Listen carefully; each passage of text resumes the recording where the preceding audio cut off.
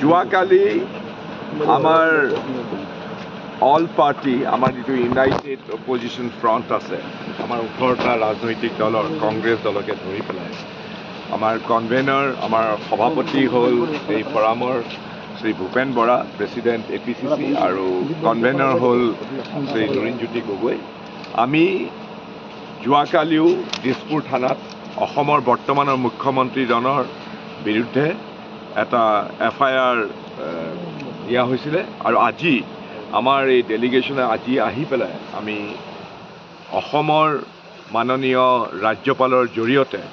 ভাৰতৰ প্ৰেচিডেণ্টলৈ ভাৰতৰ ৰাষ্ট্ৰপতিৰ কাৰণে এখন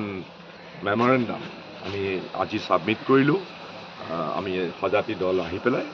মূল কাৰণটো হ'ল আমি বৰ শংকিত এইকাৰণেই যে অসমৰ মুখ্যমন্ত্ৰীজনে বিধানসভাৰ ভিতৰতেই নহয় বিধানসভাৰ বাহিৰে ভিতৰে সকলোতে তেওঁ এনেকুৱা উৎকট উগ্ৰ মৌলবাদী চিন্তাৰে তেওঁ পৰিচালিত হৈ দেশ দেশকৈ অসমত সাম্প্ৰদায়িক সংঘৰ্ষ লগাবৰ কাৰণে প্ৰত্যক্ষভাৱে তেওঁ জড়িত হৈ পৰিছে। তেওঁ অসমৰ সংবিধান প্ৰদত্ত এটা দায়িত্বত আছে অসমৰ মুখ্যমন্ত্ৰী হিচাপে আৰু মুখ্যমন্ত্ৰী হৈ নিজেই যদি উৎকট উগ্ৰ সাম্প্ৰদায়িক মনোবৃত্তিৰে সৈতে সমাজৰ জনসাধাৰণক ধৰ্মৰ ভিত্তিত বিভাজন কৰাই নহয় তেওঁ বিভিন্ন ধৰণেৰে তেওঁ উদগনি জনাইছে মানুহক আইন শৃংখলা হাতত ল'বৰ কাৰণে আৰু দ্বিতীয়তে তেওঁ নিজেও এনেকুৱা ধৰণৰ উদ্ভট মন্তব্য নিজৰ সম্বন্ধেও আৰু সেইবিলাক সকলো আপোনালোকৰ মিডিয়াতে আছে নিজকে আনকি তেওঁ সদনৰ ভিতৰতে নহয় সদনৰ বাহিৰতো তেওঁ নিজকে এটা মই ক'বলৈকে বেয়া পাইছোঁ শব্দটো এটা পগলা কুকুৰৰ লগত নিজকে নিজৰ বিষয়ে কৈছে। এতিয়া কথাটো হ'ল যদি অস্থিৰ মনোবৃত্তিৰ যদি মানুহৰ মানসিক স্থিতি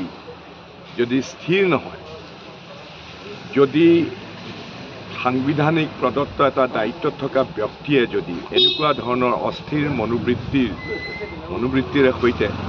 তেওঁৰ এনেকুৱা ধৰণৰ কাম কৰাৰ যিবিলাক কথা সেইবিলাক যদি এনেধৰণে কয় তেতিয়াহ'লে জনসাধাৰণৰ আস্থা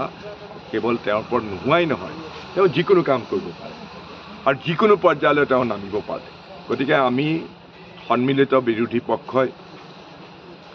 বিশ্বাস কৰোঁ যে তেওঁ আচলতে এতিয়া আৰু অসমৰ মুখ্যমন্ত্ৰী হিচাপে দায়িত্বভাৰ চলাই যোৱাৰ বাবে যোগ্য নহয়। গতিকে ভাৰতৰ মহামান্য ৰাষ্ট্ৰপতি ডাঙৰীয়ানীক আমি আবেদন জনাইছোঁ যে অসমৰ মুখ্যমন্ত্ৰী হিচাপে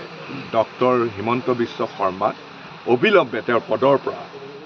বৰখাস্ত কৰিব লাগে কাৰণ তেওঁ বৰ বিপদজনক ব্যক্তি হৈ পৰিছে। এতিয়া যিকোনো মুহূৰ্ততে অসমত এক সাম্প্ৰদায়িক সংঘৰ্ষ সৃষ্টি কৰিবৰ কাৰণে তেওঁ ব্যক্তিগতভাৱে তেওঁৰ বক্তব্যৰ যোগেদি তেওঁৰ বিভিন্ন কাম কাজৰ যোগেদি তেওঁ উদগনি জনাই আছে। গতিকে এনেকুৱা ব্যক্তি কোনো ক্ষেত্ৰতে সাংবিধানিক দায়িত্ব পালন কৰাৰ বাবে যোগ্য নহয়।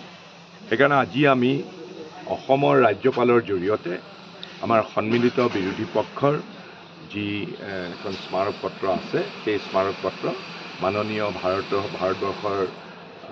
ৰাষ্ট্ৰপতিগৰাকীৰ হাতলৈ আমি প্ৰেৰণ কৰিবৰ কাৰণে ৰাজভৱনলৈ